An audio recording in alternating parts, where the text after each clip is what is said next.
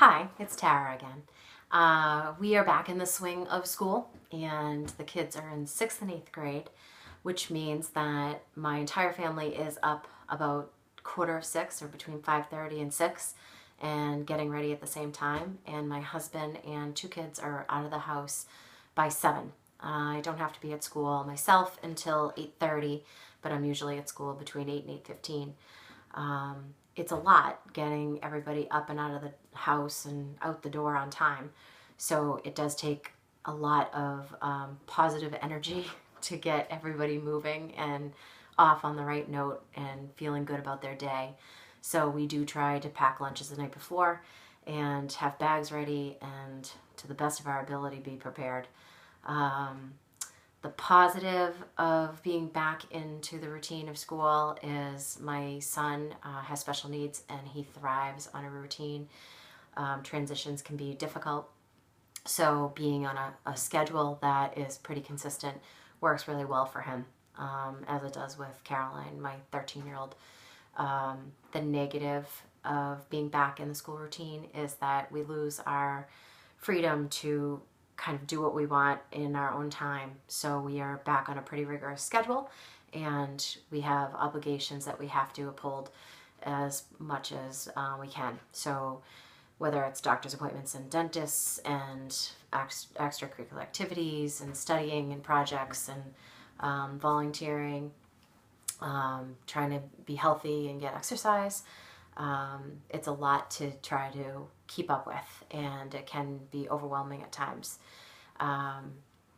But like I mentioned, we work well on a routine. It was just really nice having summer and being all together. We spent a lot of time at the beach and on pool play dates and having sleepovers and watching movies late at night and playing flashlight tag and all that great stuff that you get to do in the summer that you don't really get to enjoy as much in the school year. And the school year does bring, and the new seasons do bring, great adventures as well, like apple picking and things like that. But summer we do have the luxury of more time together, which I cherish and I'm lucky to have since I do have the summers off.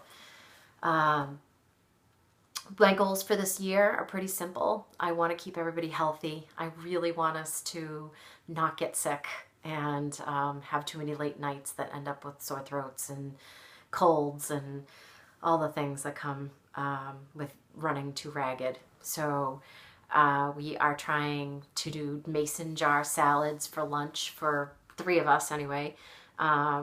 Doing more healthy, fresh, local fruits and vegetables as much as possible, and trying to stay on top of our work and keeping organized so that we don't forget things and aren't rushing out to the store last minute to get something. Less fast foods if we can. And our calendar, I was looking at it today, it's pretty packed, and there are going to be days that, you know, we may have to eat on the run. And last year, for example, my son had speech therapy and it was near a Stop and Shop in Foxborough. So we would go to speech therapy and drop my son off, and then my daughter and I would go to the Stop and Shop and we'd pick up something like from the deli for dinner, and then I would have them eat on the way to dropping her off at theater and him off at Boy Scouts, so that they had time for dinner in between our what ended up being 4 activities in one afternoon. So it can get pretty crazy, and you know, we always have to make sure we have the right bag in the car and make sure that everybody's eating and having enough water and all that kind of good stuff.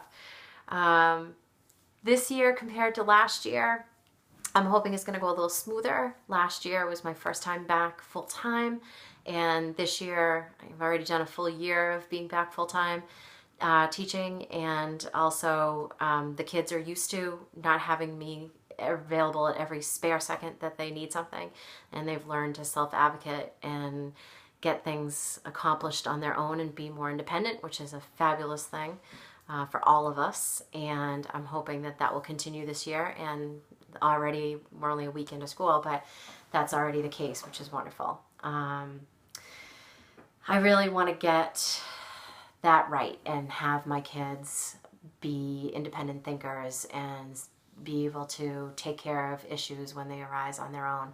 I always like to be able to be there for them and help them work through whatever they need. But at 11 and 13, they can be independent and they can accomplish a lot independently. So I think it's important life skills. And I want them to keep happy and balanced and be the best kids that they can be. And I try not to have them be too overscheduled and have them have a balanced life. You know, friends are important and family's important, and having time alone to read and do independent projects like crafts or Legos or whatever they're into at the time is also important. So I think balance is our goal for the year.